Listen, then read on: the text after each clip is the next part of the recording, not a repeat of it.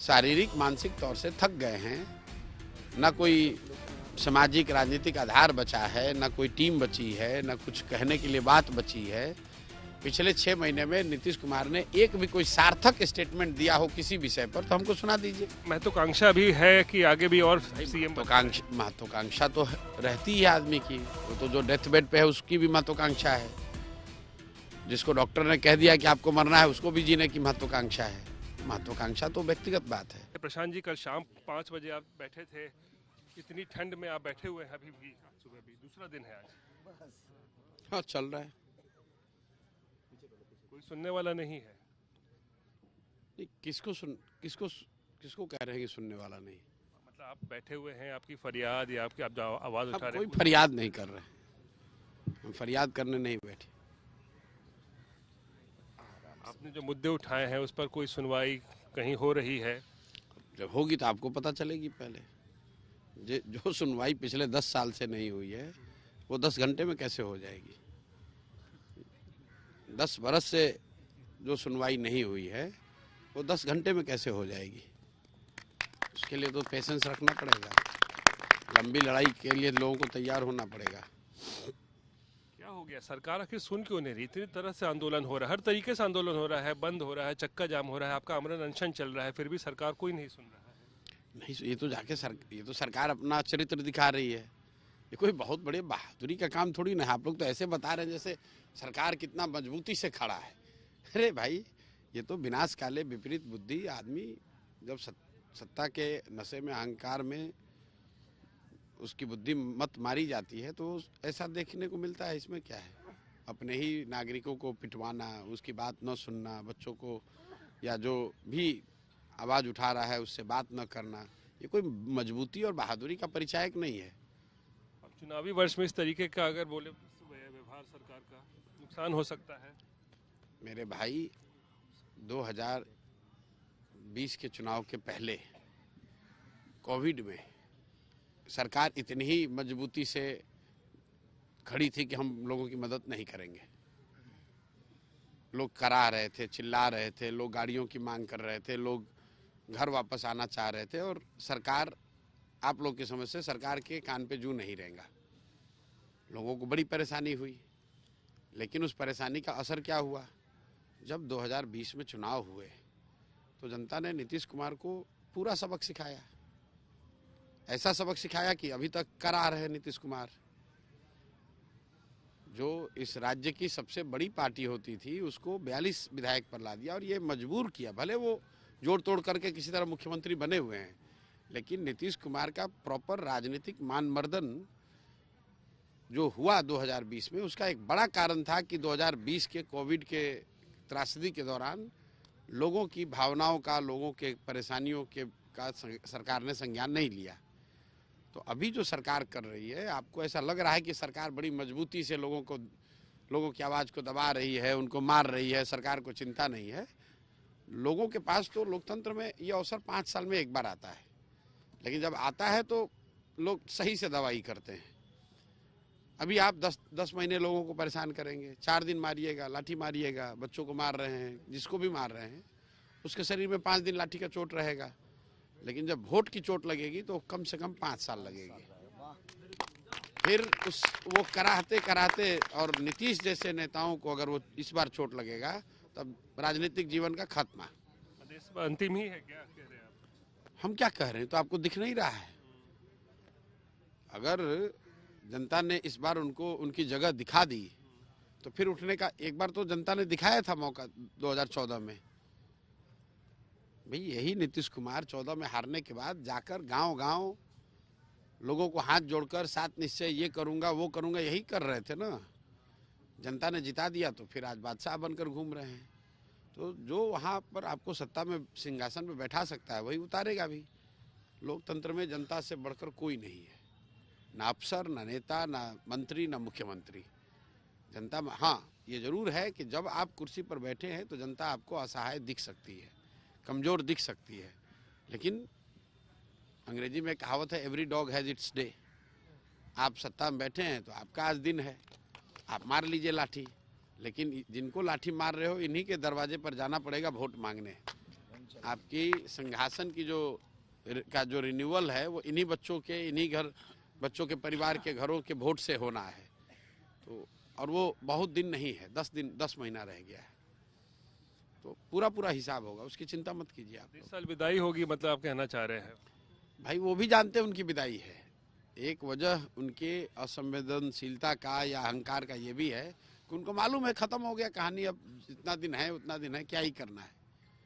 ये नीतीश कुमार इतनी लंबी राजनीतिक पारी उनकी रही, उनको ये सब ऐसा थोड़ी उनको पता नहीं है कि अब आगे इसके कुछ नहीं हो सकता है, उनको खूब पता है। प्रसाद जी, एक तौर पर तो आपने जब छेड़ा है राजनीतिक सवाल ले ले, लेकिन उनकी पूछ तो कम हो नहीं रही है। कौन पूछ रहा है? बीजेपी उनको पूछ रही है, लालू जी पूछ रहे हैं। कौन पूछ रहा है? सब उनको पूछ रहा है। सब कोई नहीं पूछ रहा है। ये आप लोग पत्रकार लोग अपने से जबरदस्ती से, आप लोग नीतीश कुमार को आज से 2 साल पहले इंडिया गठबंधन में गए तो आप लोगों ने उनको प्रधानमंत्री का कैंडिडेट बना दिया। इंडिया का संयोजक किसी ने नहीं बनाया। आप लोग राजनीतिक आकलन, बिहार के जो पत्रकार हैं, भाई आपको और तो कोई काम है नहीं, तो आपके लिए बिहार का मुख्यमंत्री सबसे बड़ा नेता है।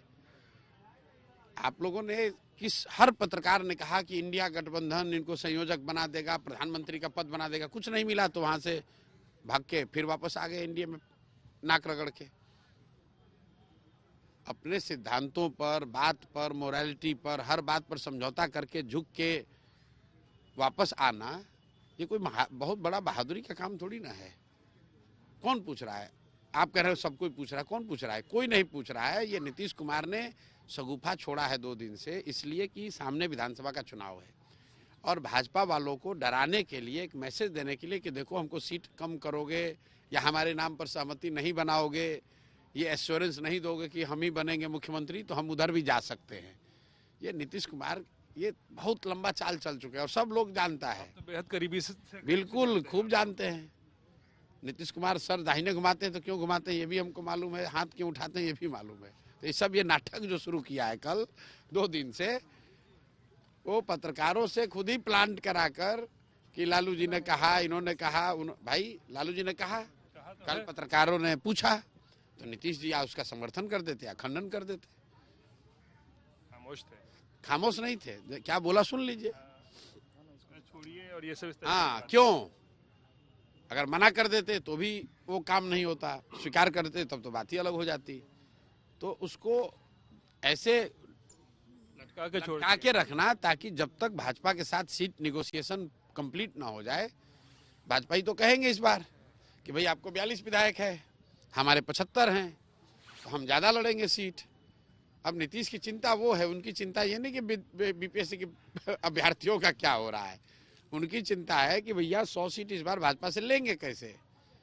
तो वो अपना उसमें दिमाग लगा रहे हैं। उनको फुर्सत कहाँ देखने में कि कहाँ चक्का जाम हो रहा है, कहाँ अभ्यर्थी अनशन पर बैठे हैं।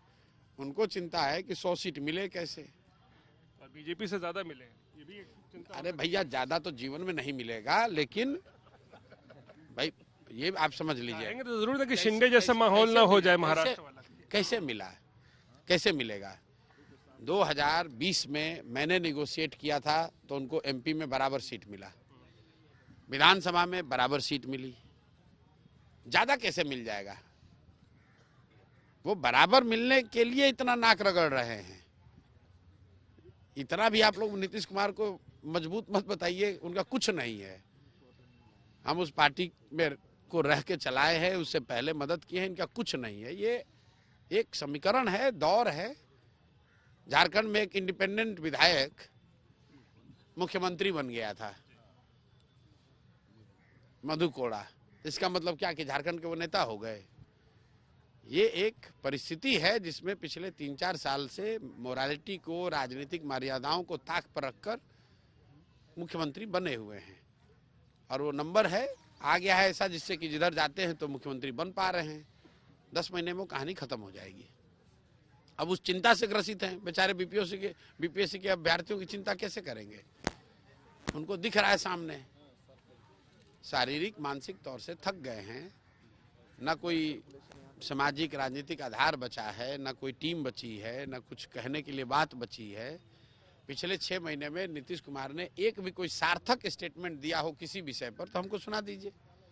बात ही नहीं करते। अब तो ऐसा लगता है भाई जब बोलते हैं तो उलूल जुल बोलते हैं, कैसे बोलेंगे?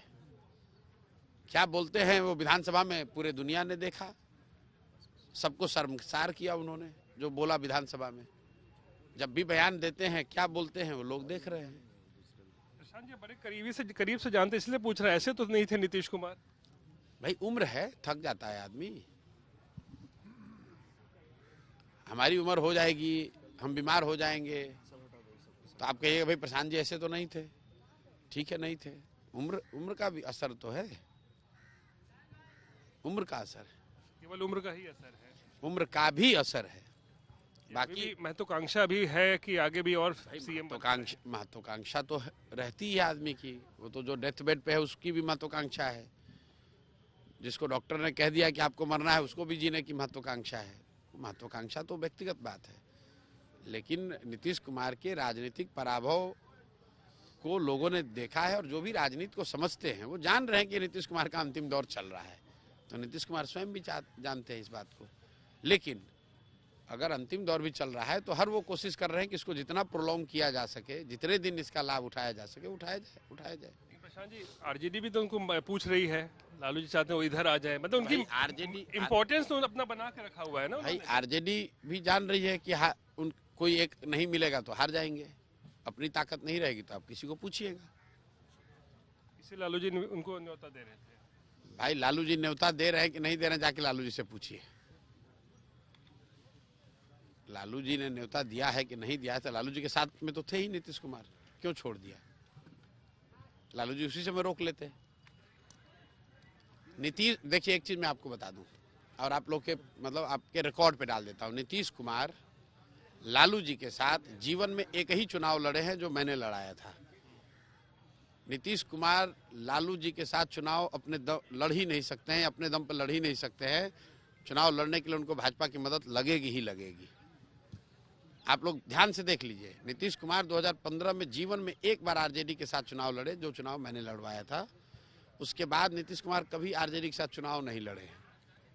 चुनाव से पहले भाग के भाजपा के पास जाते हैं। ना चुनाव से पहले भाजपा में भागते हैं। क्यों? क्योंकि भाजपा का संगठन है, भाजपा की ताकत है, उनका संसाधन है, इनका चेहरा रहता है, अपना गाड़ी निकल जाती है। तो नीतीश कुमार इतने बेवकूफ़ नहीं है कि चुनाव उनके साथ लड़ लें। हाँ, उनका दबाव दिखाकर राजनीतिक जितनी बार्गेनिंग भाजपा से हो सकती है वो करेंगे। चुनाव को लेकर ज़्यादा से ज़्यादा सीट मिल सके कम से कम। ऑब्वियसली, और क्या है, सब दल करता है, वो भी कर रहे हैं बेचारे, इसमें कोई दोष नहीं है। बीजेपी की भी तो मजबूरी है नीतीश कुमार। अब मजबूरी है कि नहीं वो बात अलग है। अब चलिए राजनीति, अब नीतीश कुमार का विवेचना करने में चलिए कोई बात नहीं है। तो आपका लेकिन ये अनशन जारी रहेगा प्रशांत जी? आप भाई कितनी बार कहा जाए, अनशन जारी है, जारी रहेगा। प्रशासन में आज हटा सकता है आपको, कल से आपको वो कह रहा हटने के लिए। प्रशासन कल भी हटा सकता था, प्रशासन हमको बैठने भी नहीं दे सकता था। ये तो बात जाके प्रशासन से पूछिए कि कब हटाएंगे। तो ये देख सकते हैं प्रशांत किशोर का आज आमरण अनशन जो चल रहा है, कल शुरू हुआ था, आज दूसरे दिन भी जो है वो चल रहा है।